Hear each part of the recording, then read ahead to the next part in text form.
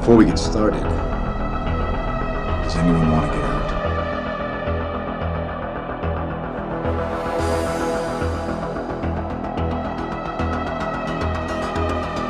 Consider this mercy.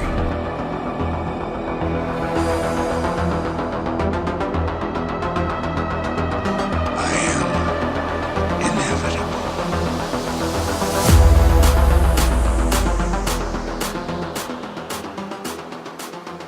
What's up, and welcome to the Comic Blast podcast. My name is Keenan, one of the hosts, and joining me through the power of the internet is my co-host Grayson. What's up, man? Hello.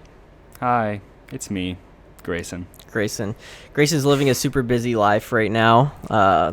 Full-time student, yeah. Yeah. It's been crazy, but we're still pushing through. We're making the podcast weekly, so we're getting back on track. Obviously, we have a ton of stuff to talk about this week. Some really exciting news. Just the whole week in general has just been filled with news. I feel like every single day there's been some sort of report out there regarding either Star Wars or Marvel and even a little bit of DC. Yeah, I think every single day, or I feel like every other day, you've texted me something being like, oh, check this out, oh, check this out. And I'm like, oh my God, we have to talk about this on the episode. So, yeah it's been exciting. An eventful week. It's a good week for content creators out there. I'll say that. Definitely. Some weeks, we have nothing to go with. So, pretty stoked about the news that we're going to talk about. Most of it's good stuff. Yes. Just to do a little bit of housekeeping before we start and dive into the topics. If you haven't already subscribed to our YouTube channel, definitely go check that out. It's in the link. Yes, please do. Yeah, it's in the link from wherever you're listening. So if you're listening through Apple Podcasts or SoundCloud or Spotify, there will be a link to our YouTube channel. And the reason I'm kind of promoting this now is because this week we're going to start uploading some of our own little original videos. Grayson's already been working on a few this week, which is really exciting. I've seen some of them. They're really good, so you'll want to check them out. So go subscribe to the channel. I'm glad you think so. Yeah, they're really awesome. I'm kind of actually just blown away. I'll say this just to give you a compliment on the podcast. You're far and above like a better video editor than I am, and you're just starting. So. You really think? Yeah. Wow. That actually means a lot because I think your videos, like at least when you did YouTube a lot, I always thought your videos were like really high quality. So I was like, oh, he's just saying that to be nice. Like they're not that great. No, I really enjoyed the editing on there. And for someone who hates editing videos, like I don't have the patience for it. I believe that's what it is. But really. Yeah. I actually love editing. So for some context, the reason we're doing this is because, well, one, we just wanted to start doing stuff for the YouTube channel, but also I'm in a class. It's called Media Criticism, and in that we essentially get to choose free topics in media, that whatever we want to: video games, movies, comic books, regular books, TV shows, whatever. It could be a song even. And we analyze it in a certain way. So, like my first one, for example, was a symbolic analysis, which is a very simple one. Pretty much every single movie has some form of symbolism. The second one was a Marxist analysis, and I'm currently working on one that is a psychoanalysis. So it's delving deep into the mind of a character, possibly some villains, but yeah, I've based them all off of things that are definitely relevant to what we like to talk about, whether it be comic books or Star Wars or whatnot. And I was like, you know what, this would be a great opportunity to put this on a channel and kind of share it with people. And so it's kind of a best of both worlds scenario. I'm benefiting the podcast, and I'm also trying to get a degree. Yeah. So yeah. Yeah, so everybody go support his videos. This week, or near the end of the week, is when we'll start actually putting those out on the channel. So I'm really excited about that. Other announcement that we want to give to you guys is that we're going to be doing a weekly, I wouldn't say show, but a weekly video topic around Spider-Man, because we are such big Spider-Man fans, and if it feels like sometimes we don't necessarily have the time to talk about Spider-Man in the podcast, or maybe or maybe we talk about too much Spider-Man in the podcast. So we That's want an to kind of understatement. separate that a little bit. We'll still talk about Spider-Man, of course, on the podcast. But for us to be able to make a video and kind of just dive deeper into topics that we want to get into, this is kind of like our solution for that. So I think you and I will sometimes, team up on a video. Sometimes we'll take turns making videos. But the actual series that we're releasing is going to be called What's Up, Spidey? So we'll be talking about everything that's going on in the world of Spider-Man currently, and we'll do some other fun things to go along with that. So as a huge Spider-Man fan, I'm really excited to start that. Yeah, I think it's totally on brand, and props to you for the name. I like that, the kind of the subtle reference, but making its own thing. It's a cool thing. Yeah, pretty excited to start that. And if you don't know, I used to make YouTube videos pretty regularly, and that's something that I've missed doing. So it kind of gives me an opportunity to do that, and you're going to be diving into it for the first time, pretty much. So and then one final thing that we're going to announce quickly on the podcast is that we are launching our first we're launching a Patreon page. Yes, finally. Yeah, we've been talking about it for a little while, but we wanted to make sure we kind of got all the details right, and we wanted to make we wanted to make it worthwhile and worth supporting us. So the link to that will be in the description as well from wherever you're listening to. So if you do want to support us over on Patreon, we're going to have exclusive things going on over there. And I think the thing I'm looking forward to the most when it comes to the Patreon page is just actually getting to get involved with our community, which has been kind of a struggle for us because we're strictly doing podcasts. So it'll give us an opportunity to actually get to know our listeners and kind of hang out with you guys and talk. Yeah, I see always a handful of people on our socials interacting with us, and I love to see those people, and so I just want to kind of share that more, and I think not only the Patreon but back kind of to the YouTube thing, that'll definitely help as well. For sure. If you guys choose to go to the YouTube channel, if you keep on just care about the podcast, that's fine too. Absolutely. But yeah, to the Patreon, any little bit of support, it helps us out immensely. We've been doing this for almost 8 months, and which is really weird. It's incredibly weird. But we've been doing that for quite a while, and it's pretty much all been out of our own pocket, out of our own time and resources. And we kind of have to do that, right? It's not like we can just immediately have this fan base with with little to no credibility. I mean, was just some random friend of yours, and you did YouTube for a while, but there was no basis behind it. So for sure. So we had to start off somewhere, and that's why it took us 8 months. But now I feel like we're finally at a place where we both know what we're doing. We both have clear ideas of what we want with this, and so we thought now is as good a time as any to start a Patreon. And even if it's one person who donates $1 a month, that still means the world to us. And so that's kind of why we decided to do that. So if you really do want to support us and you really do care about our content and want to see more of it and see us kind of thrive and build more on top of it, please feel free to go over to our Patreon and throw us $1 or $2, and it'd mean a lot. But by no means are you obligated to. So yeah. Yep. So that will be the end of the updates. We can finally dive into this news that I've been dying to talk to you about. Let's start with the biggest thing and probably the first thing that happened over the week. Kevin Feige is set to develop a Star Wars movie. Yes. Yeah. That's Kevin. How do you manage your time this well, buddy? I don't. Please give me this ability, because this guy, I think, I genuinely, I don't even know how he does it all, man. I told you were like, how does he even have time to breathe?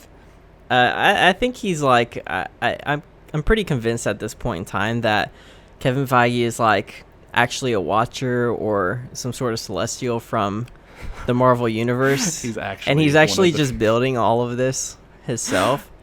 because it honestly makes no sense how he has time to juggle all of these projects.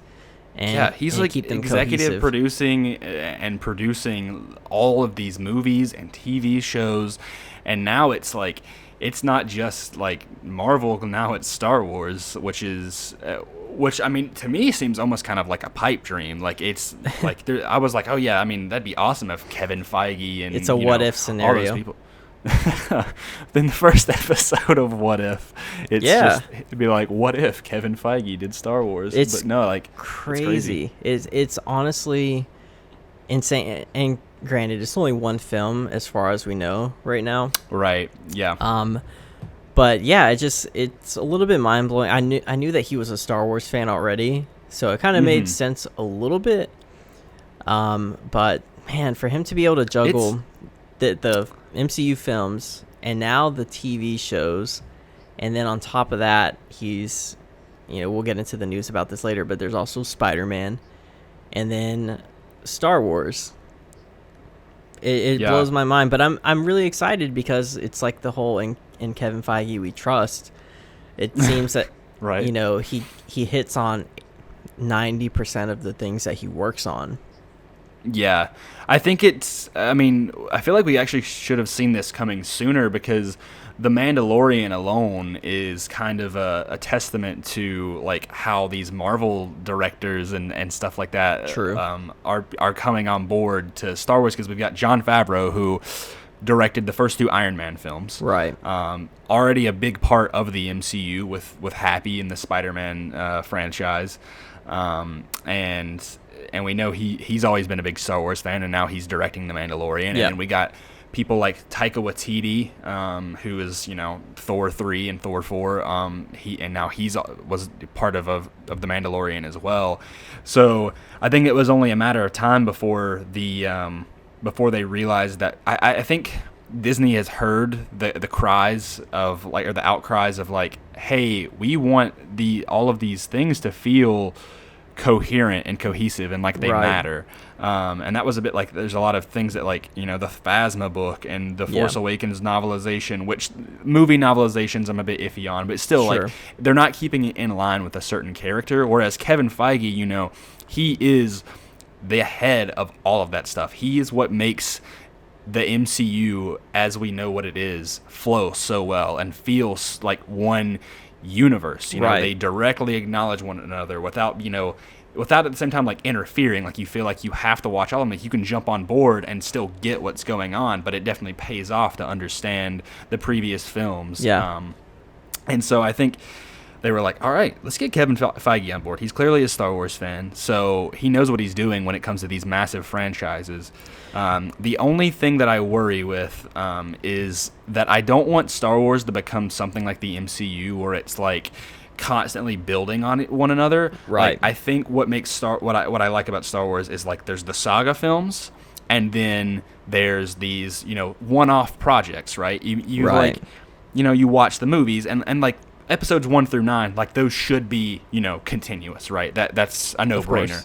But like, I don't feel like I don't want them to get to a point where they're watching like doing movies or TV shows and it's like, oh, well, you have to watch The Mandalorian, or feel like you have to watch The Mandalorian, and then it all to connects watch to like this giant epic. Yes, like, and then eventually they have like this of like which they'll never do because of the way the timeline works, but like you know what I'm saying, like this, like, oh yeah, they're finally doing that what is it, Galen Erso and Kenobi crossover, where like they're gonna get or not Galen Erso, but Cassian Andor, and like he's gonna go to Tatooine and he's gonna meet up with Obi-Wan. Like, I don't want that, like and so I think, and I don't think they're going to do that, because I think they realize, I hope, that Star Wars is a different entity, because the MCU is strictly, it's all visual projects. It's TV shows and movies, whereas Star Wars is comics, video games, movies, TV shows, books, audio dramas. Like, it literally, there is no end to what Star Wars medium, or what a Star Wars story medium will go through, for sure, if that makes sense. So 100% agree with pretty much everything that you're saying. I do have minor concerns, because I don't want Star Wars to tonally feel like an MCU film. Kind of like, Yes. kind of like the whole Last Jedi thing. At times, it felt a little bit like an MCU film with the type of comedy that was in it. So I don't want it to feel like that. I want it to feel very separate from what's going on over there. But I do think it makes sense because I'm not sure if this is just like a one-off project or if this is like a plan to develop movies further. Like, let's say, are they creating a new character and then are they going to plan on making a trilogy with that character? Regardless, I feel like Kevin Feige is probably one of the best, I guess, producers out there who can correctly adapt a character and make it feel authentic to the source material. Totally agree. While also bringing something fresh and new that you haven't seen before in the comics, which is something that I'd be pretty excited to see. There's a lot of people talking right now about, is this like, are we starting to see the writing on the walls for Lucasfilm?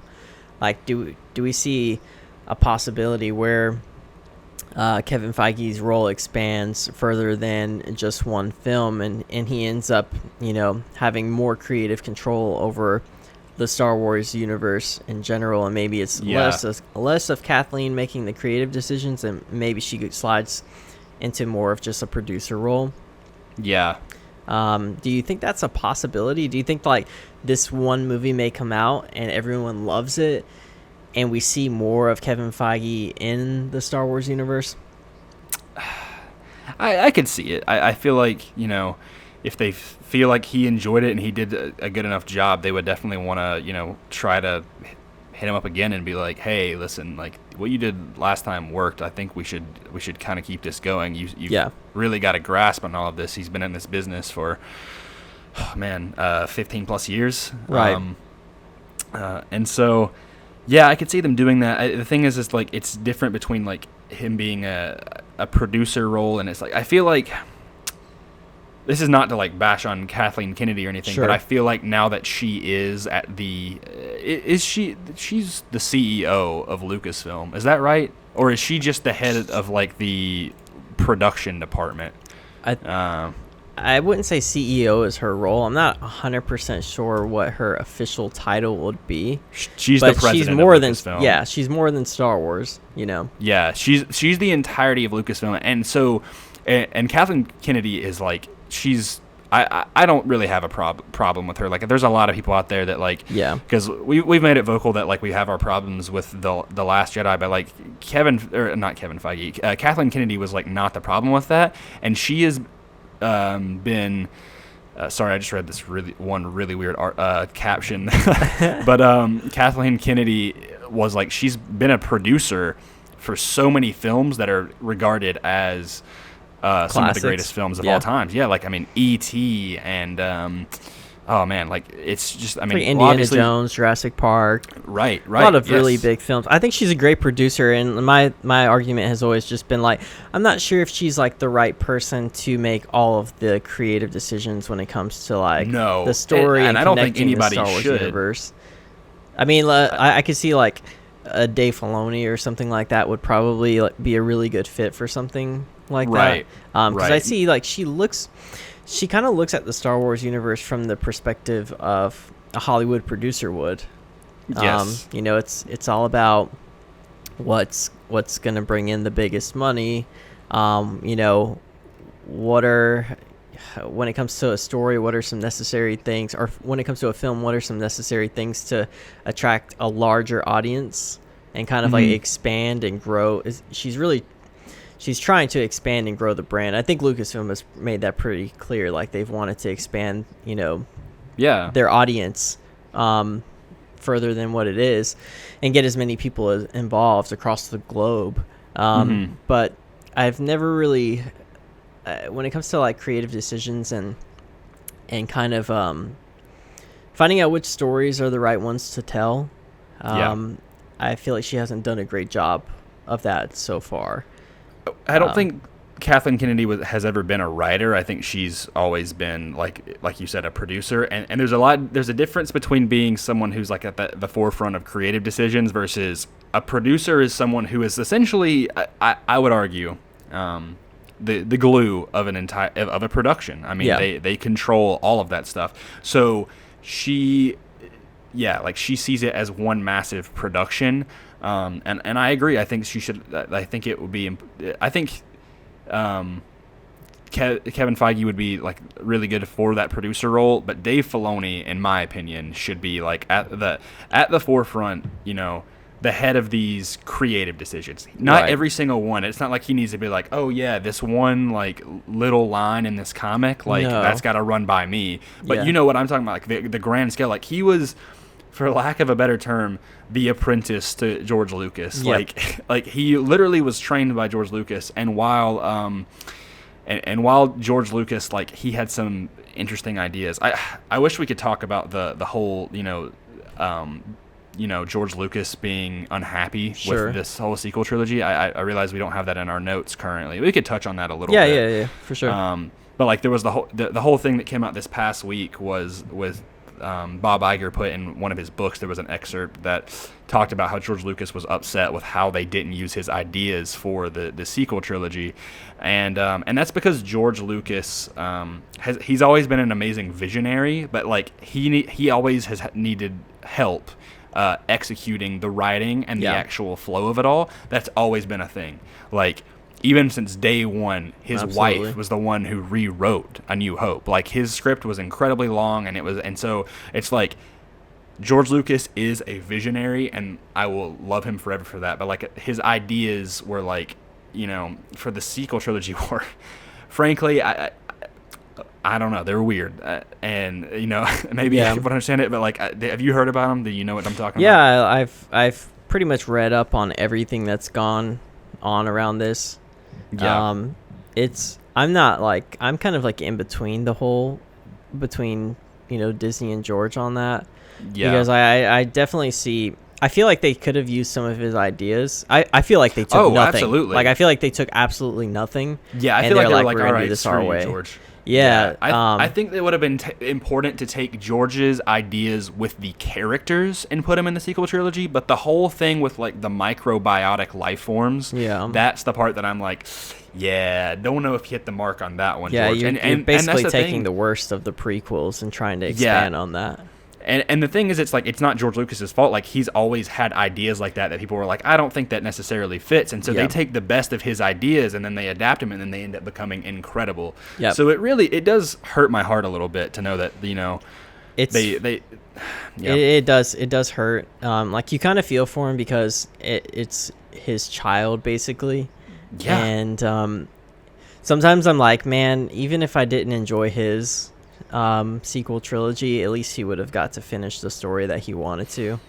Yeah, we were talking about it in class today. For anybody who doesn't know, I'm a media production major, and so the whole podcast and everything is kind of right up my alley. But we were talking about in one of my classes, it's this textbook called The Artisan Soul, and it's about the chapter was on imagination and image, and it was saying how we kind of put a piece of ourselves, a piece of our like own soul, if you believe in that at least, into our work. Yeah. And it immediately, when we were talking about this, made me think of George Lucas, and I was like, man, he put his heart and soul into that franchise, and then Disney essentially kind of screwed him over, and that's why people like Tolkien, J.R.R. Tolkien, was before he died, was like, never, ever sell Lord of the Rings to Disney. Like, and that really? was like, I didn't know that. Yeah, that's one of the biggest things, is he did not want it to be sold to Disney, and so that's why, like, I don't think Disney will ever own Lord of the Rings, because it would literally be like stepping on his grave. Like, and a lot of his children, they take a lot of his unfinished works and they complete them, which I love that. I think that's great. His son and his grandson are like almost as in depth with Lord of the Rings as he is. So. Anyways, back to Star Wars and Kevin Feige and all that. I do think Kevin Feige is with this one project that he's doing is going to be really, really cool to see, and hopefully I don't know if he's going to be a permanent thing, because I think he's got way too much to go on with the MCU. That's Disney's moneymaker. Yeah. But I think every now and then he'd be like pop in to do something, or maybe help out, chip in with some ideas. something like that. I'm sure that'd be really he cool. could give some sort of advice when it comes to stuff like that. So regardless, it's cool. Like it's really smart to get someone like that involved, even if it's just a small role. It's really wise to get someone, who's had the success that he's had for 10 plus years, to get involved with that. I think it's pretty clear that as much as people want to argue against it, I think that Disney really isn't happy with the progress that they've made with Star Wars. It's made money, but there's definitely something going on behind the scenes where they feel like they could be doing more. And I think like stuff like The Mandalorian and Obi-Wan are steps in the right direction for sure. Yes, that's exactly what I was going to say. Yeah, so it seems like we're kind of getting there. I'm glad that they pushed The Mandalorian like to the front of the line when it comes to producing something. Yes. So pretty pumped about that. Let's get into some MCU news now. Big news. Big news. After weeks of the internet losing its mind, after boycotts and petitions and strikes, Spider-Man is officially back in the MCU for at least 2 movies. Yeah. One solo movie, and then one appearance in like a Avengers style thing. Some sort of team up. It's good news. But I'm gonna be honest. I'll fully go on like my kind of rant. It's not about Spider-Man. It's about kind of this whole thing. So I won't bore you with like the character details and stuff like that. I knew this was gonna happen. Like, I've been telling people, and I'm like, did he ever really leave? Like, it's not like they Spider-Man came out with a movie. Yeah, like he never. There was never a time where he wasn't in the MCU. It was literally like So it's 2-3 weeks maybe. Yeah, maybe a month. Like not even a month. I think. No, I'm like, I remember as soon as this news dropped, I was like, oh man, this sucks. Yeah. But they're going to make a deal. Like, there's going to be enough outcry, and there's going to be enough backlash, and they're going to know that, like, people really care about this whole thing, that they're going to be like, all right, like, let's re-examine this. So, like, yeah, I'm very happy, but at the same time, I was like, it was only a matter of time before they got him back in the MCU. So, I'm glad, but I'm not surprised at all. I was just like, oh, cool. Like, finally, it happened. It's really sad that I've gotten to the point where it didn't matter so much to me. And I feel like it probably, like 3 years ago, it probably would have meant the world to me. Yeah. But with this whole, the Spider-Man fandom has gotten so annoying lately. Like, the divisiveness between, like, fans and just how ugly people are to each other. It's so freaking annoying, and I'm really sick of it. So like when the kind of like the dust settled from the split, I was like, all right, people are finally like calming down about this, and then it happened. Like the reunion happens, and then like everybody's back to arguing about Spider-Man. I think the good thing is, even though I don't really love the MCU's version of Spider-Man, like it's fine, it's good. But it's not my favorite. But I think the good thing is that John Watts will get to finish his trilogy. More than likely, it'll be John Watts. I hate like I feel so much for Mark Webb and Andrew Garfield. Yes, that's exactly what I was gonna say. Exactly, because they never really got to finish out what they started. So when it comes to this, I'm very happy that they'll get to finish their trilogy, and then maybe that's what's important. Exactly, and maybe either this deal is, this 2-picture deal, it might just be buying time until they figure out a new deal to go with, or it might be the end of Spider-Man in the MCU after these two movies. But regardless, whichever happens, I'm happy that they'll be able to come up with some sort of ending. If Spider-Man is to leave the MCU, they'll figure out something. They'll have to probably will do something with the multiverse or something like that. That's what I was going to say. Yeah, I think they're definitely going to try to build it up to jumping into a different universe. Even Kevin Feige said a statement. Like, Spider-Man's one of the only characters that has the ability to, like, jump universes. I'm like, okay, he's going to be in some kind of Spider-Verse or Venom. And which we all assumed that was going to happen at some point anyway. Is it weird that I'm actually like a little bit excited or just like curious, intrigued by Venom 2? Because for what reasons? Andy Serkis directing, and then maybe Spider-Man being involved. Oh yeah, I mean, no, I think I'm definitely more intrigued by Venom 2 than I was by Venom 1. Yeah. Because Venom, the first Venom had nothing going for it except that when it initially was rated R, and then it didn't end up being rated that. So, yeah, no, I'm definitely more on board with it. But yeah, I do want to talk about the same thing. That was what sucked so bad about this whole deal, is I was like, this is the third time that a director and an actor did not get to finish their story with a Spider-Man. Because from what I remember, Sam Raimi, he was going to do one more movie. He wasn't going to do a bunch more movies. He was going to do one more. Spider-Man was going to get a new suit, new villain. That was going to be the end of his saga. Yeah. Only one more movie, and they could have done it. And then they rebooted, and then the same thing happened again. They were going to do Sinister Six and then The Amazing Spider-Man 3. Yep.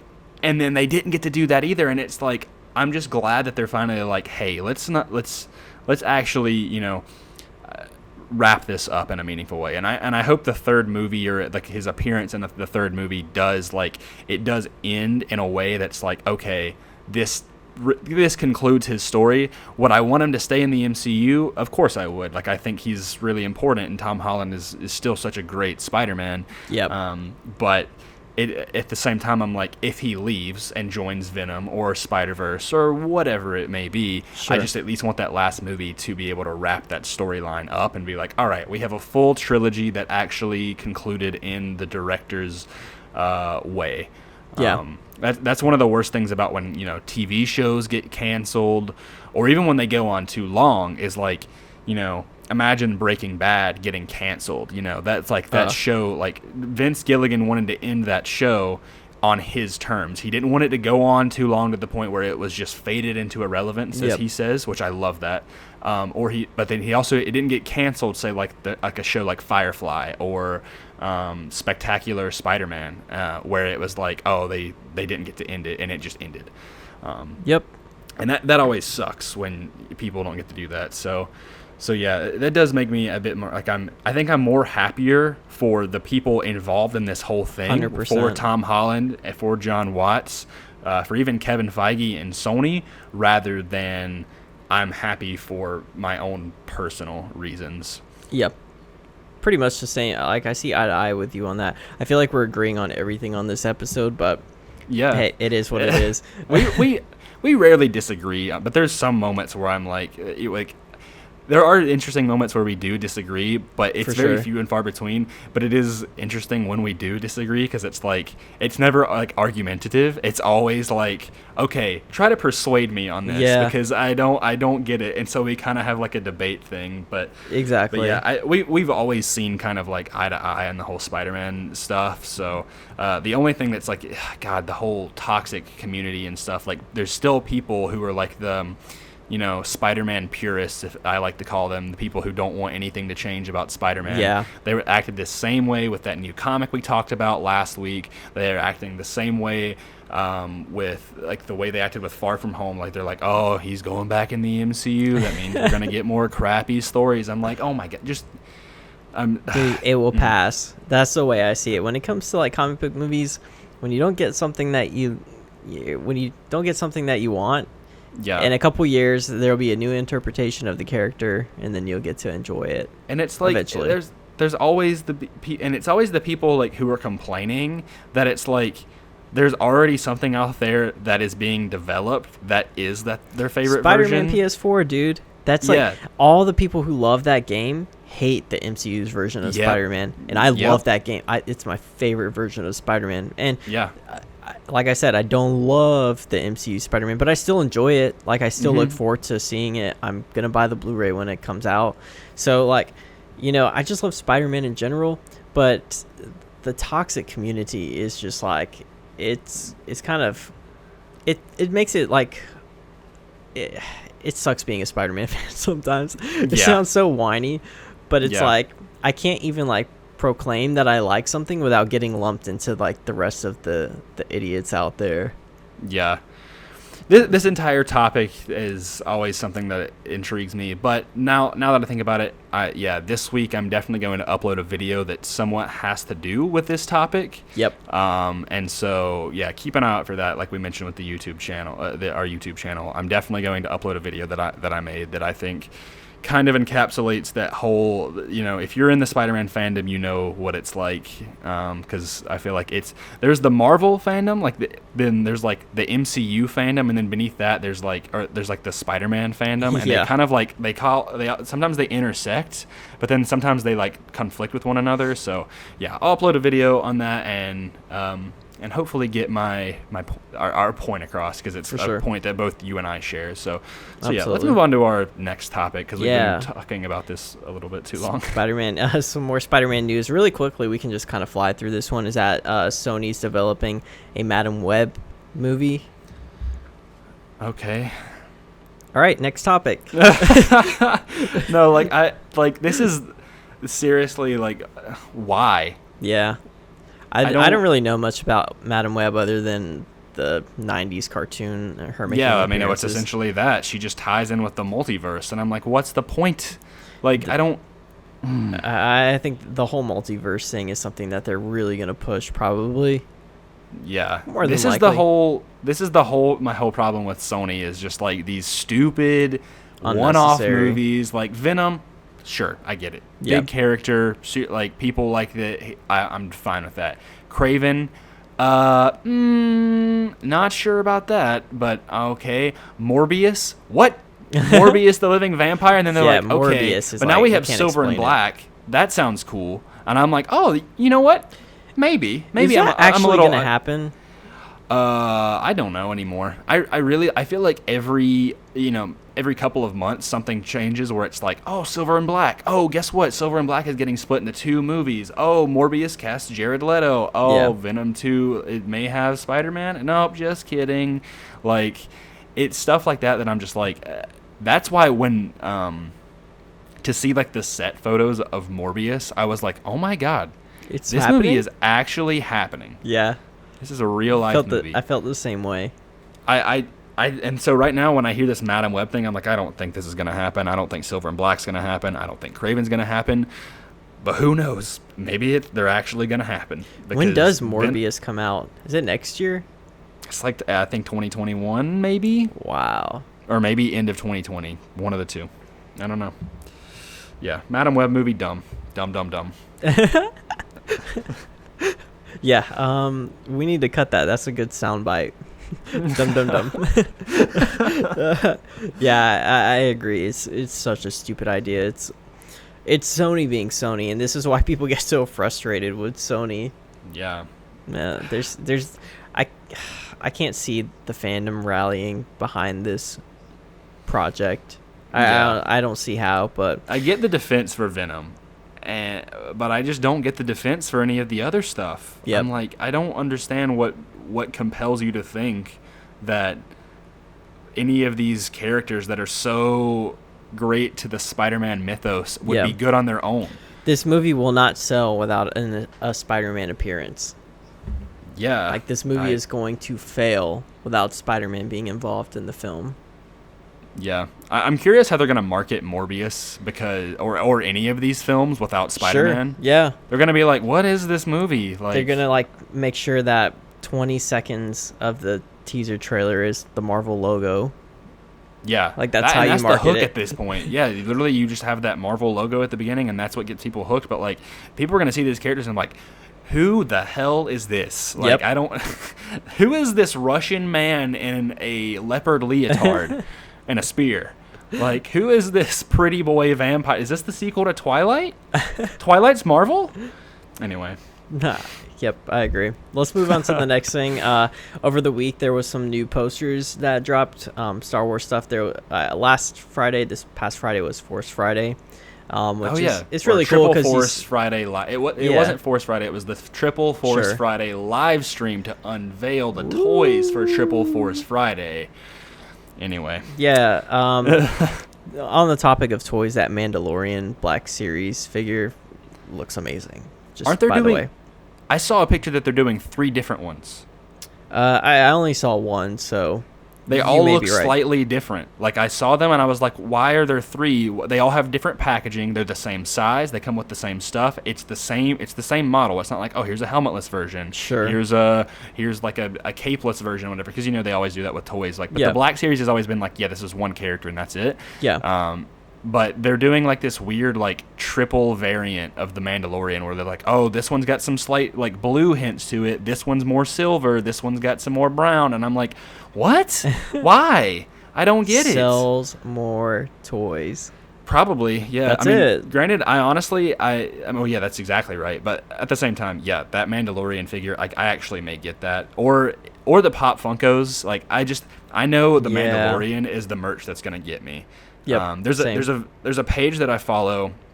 They're a clothing company, and they do a lot of Star Wars stuff, but they also do some like Marvel and things. But it's called Heroes and Villains. Okay. And they said that tomorrow they're announcing some kind of Mandalorian merchandising, and it's like it's official merch. They have this really cool like Rebel Commando jacket on there, but I'm like, dude, if they have some kind of like awesome Mandalorian merch or something, like they haven't shown what it is, but it was just the Mandalorian, and then they put their logo on it. They're like tomorrow. And I was like, oh my God, I need Mandalorian merch. Because like there was a shirt that they had at Celebration this past year that was like, it was like purple and orange and yellow. Yeah. And it looked so cool. It was from the Celebration store. And that was the one shirt that I wanted. But Celebration next year, maybe I'll get one. Who knows? So pumped for that. God, yeah, this is the Mandalorian merchandise will probably be my first Star Wars merchandise I've bought since a little bit before The Last Jedi. Yeah. I haven't bought anything since then. Do you consider books merchandise? No, I'm thinking like toys, t-shirts, Funkos. Books are kind of like, just like, it's like going to see a movie, in my opinion. So you're just kind of consuming the content at that point in time. But when it comes to toys, I mean, there was a point in time, like especially like before and after The Force Awakens and Rogue One, I was really like on my, Funko Pop game where I was just like buying everything that I possibly could get my hands on. I was getting like Star Wars Rebels ones, like I was all over it. And then after The Last Jedi, I think like I could not get myself, I'm going to sound like a little baby right now, but I could not get myself to buy like anything Star Wars because I was like so sour on it.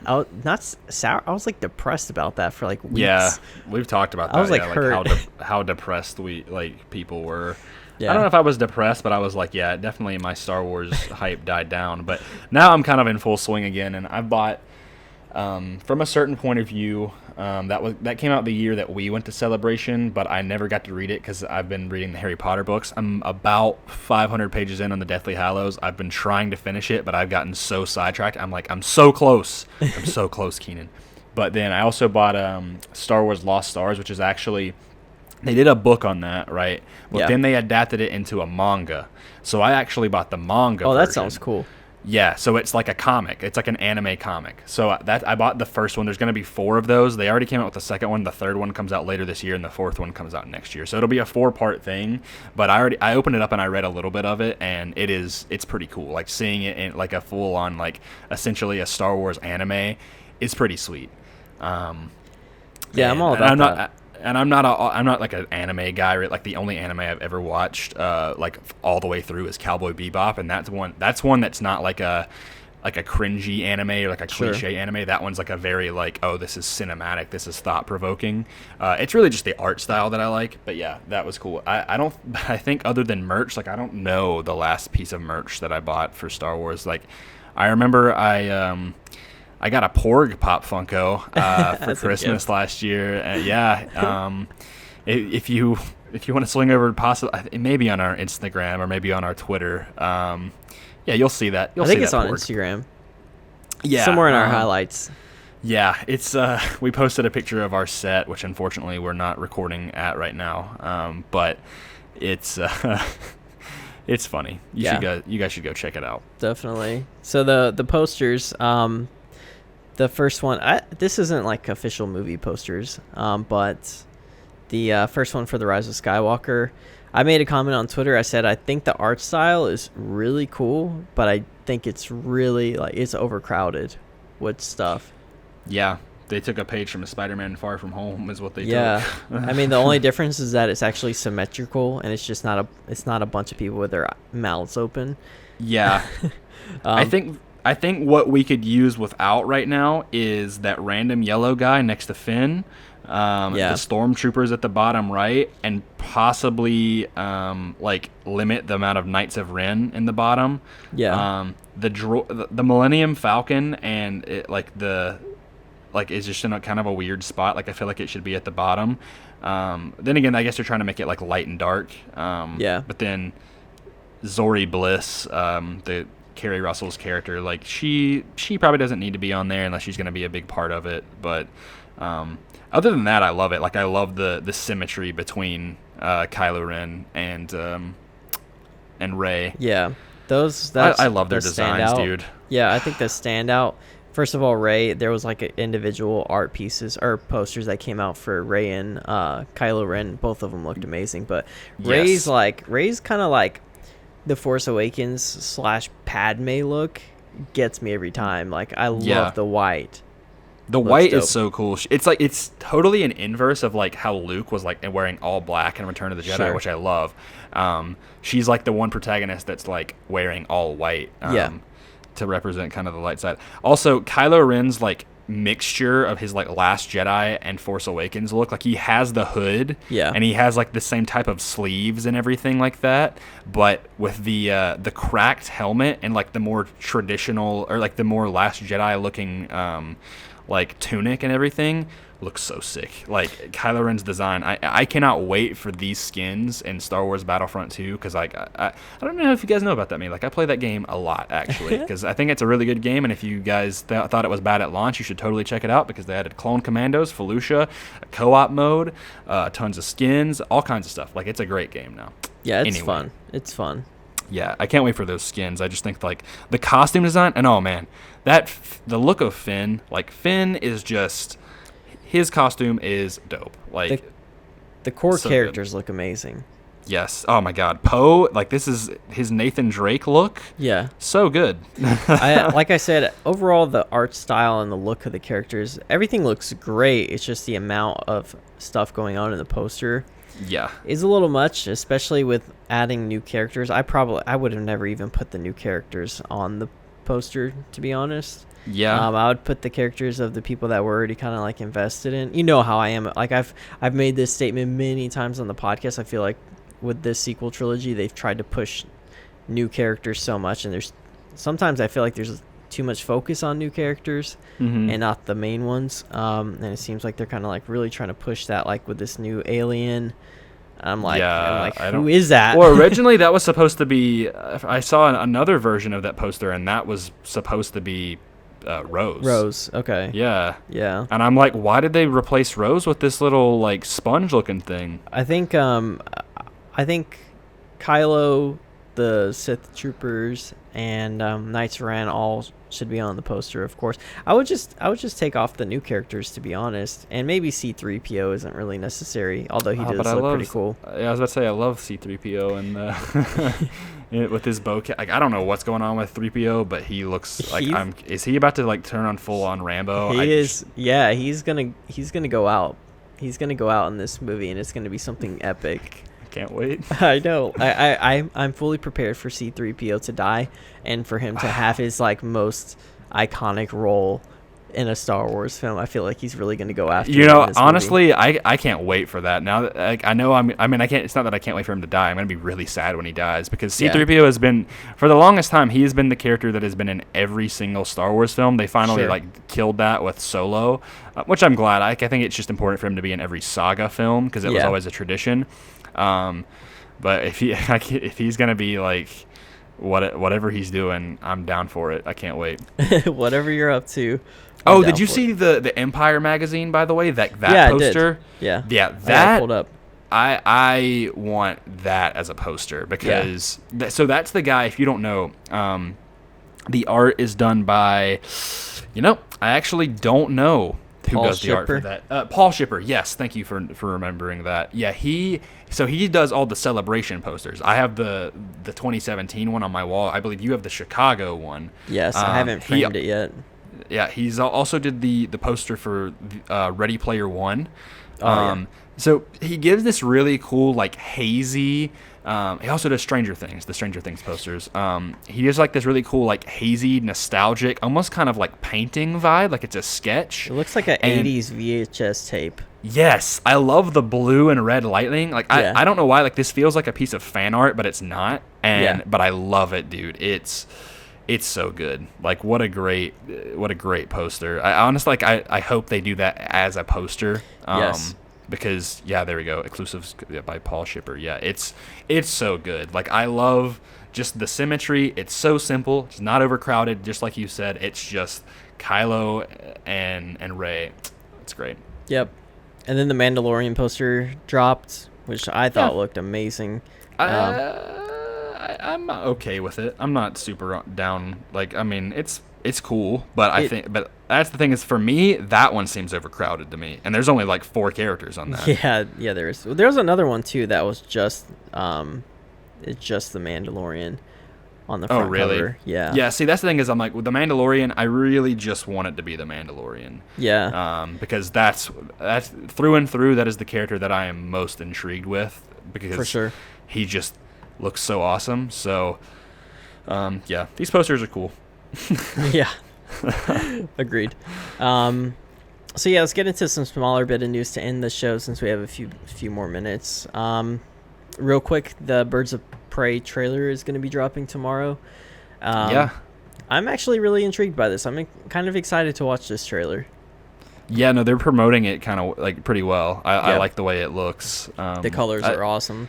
You and I have kind of been like in like weird support of Birds of Prey for a while. Yeah. And so I'm really interested to see this full trailer, and I'm curious if they're going to acknowledge the plot, because a few, maybe like I think Those maybe rumors. a month or two. Yeah, there was some rumors with the plot, very out there. Sure. Yeah. So I'm curious if they're going to acknowledge that, if that is going to be the plot, or if those rewrites or reshoots are going to change that at all. I really hope it doesn't screw over the entirety of the movie. I want this movie to do a good job. Like, I think it has the talent.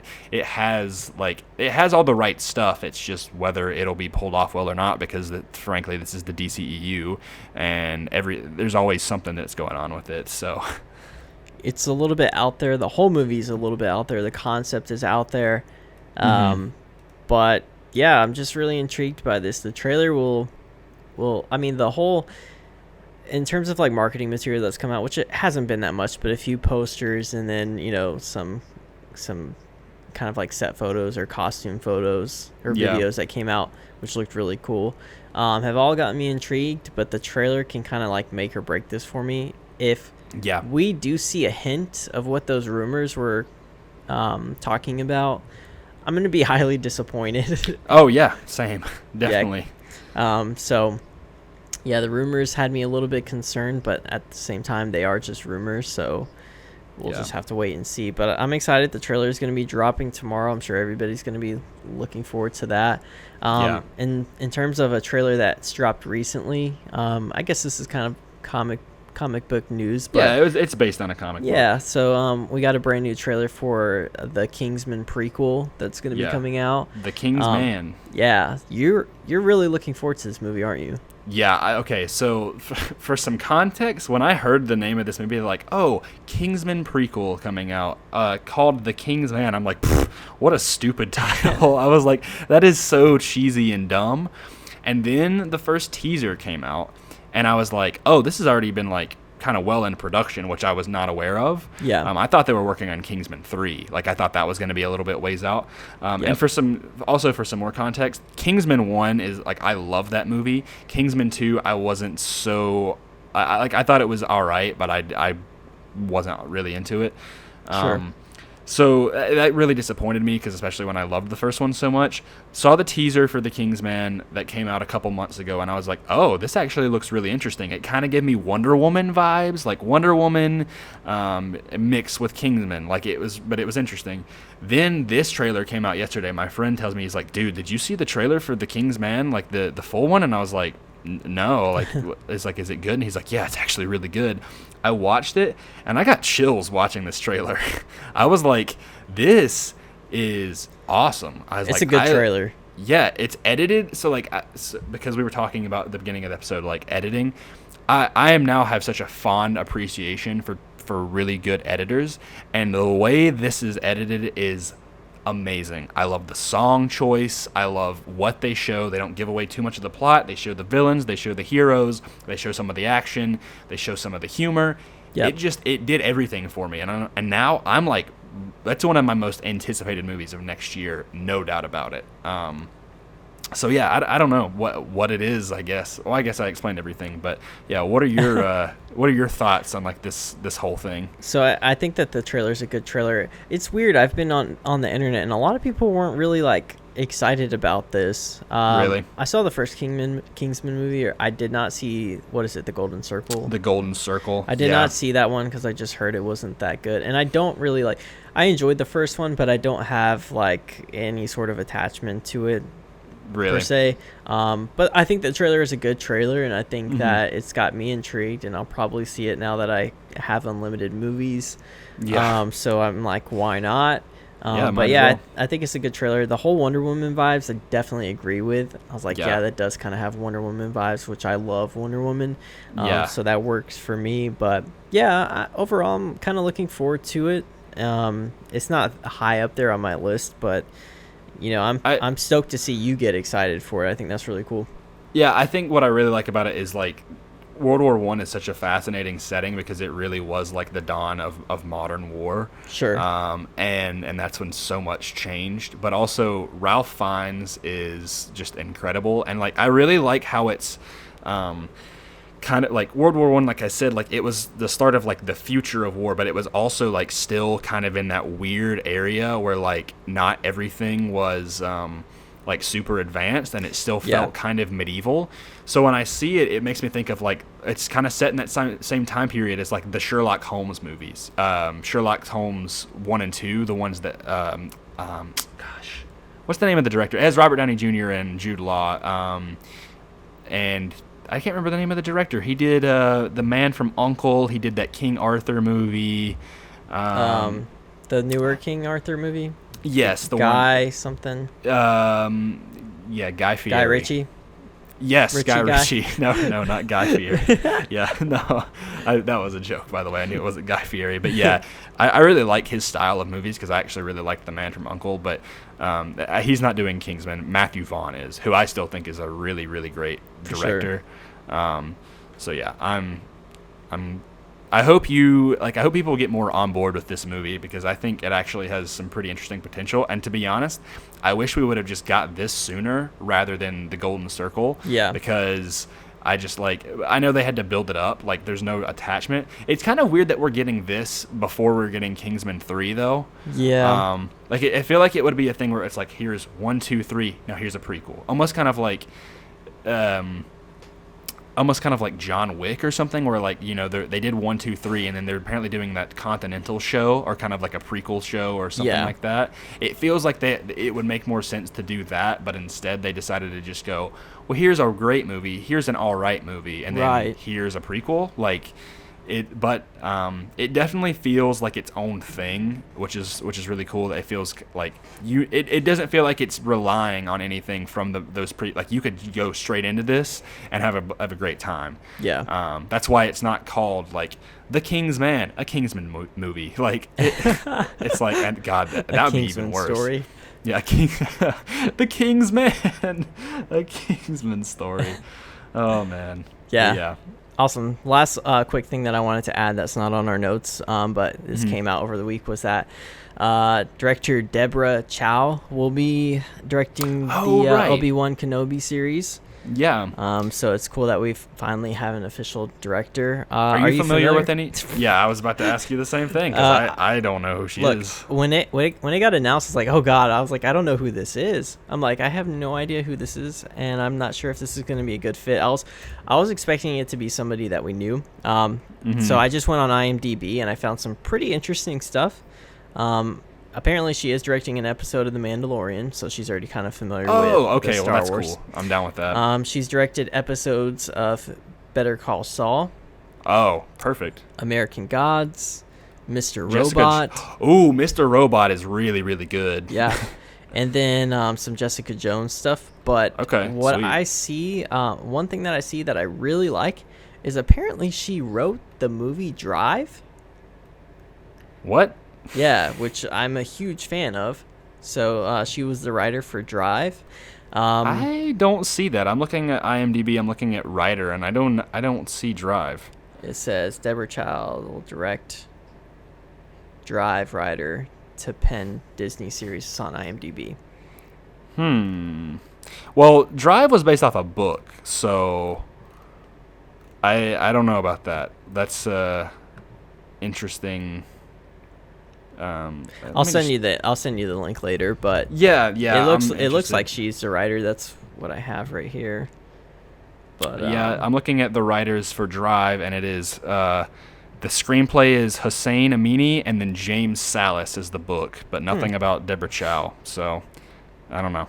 Anyway, yeah, she definitely still has some great like TV directing chops, and so she's doing this show. At first, I was like, "Oh, this is a movie," and I'm like, "Wait, no, it's not a movie. It's a show." So, yeah. That's exciting. Yeah, I knew nothing about her before this, and now I'm kind of excited. Yeah, I may need to start like following her more. I think it's just cool though that it's also like, I think a lot of people get, care about like having more diversity within directing and stuff like that. Sure. And I think it's cool that it's like a female Asian director directing Obi-Wan. Like I saw, of course, the toxic Star Wars community talking about, oh no, we need a man directing this movie, and I'm like, no, we don't. We don't have to have a man just because Obi-Wan's a man. That's not how it works. Like I just like the best talent. I'm like, you remember J.K. Rowling and how she wrote Harry Potter? There's a book about a guy. Yeah. You remember how people really liked that? It's people need to get just. I don't really want to get all like political because I feel like that is a political topic, but that's one thing that I'm just like, it doesn't need to be political. Like, anyway. Whenever somebody comes to like a conclusion about somebody like this without like researching their history, like for me, my opinion was like, like. I never was like, oh, it's good that she's a woman directing Star Wars, and I never was like, wow, that's a woman. Like, I never was like that. I was like, I know nothing about this person. Let me do my research. Yeah, and now I'm like excited.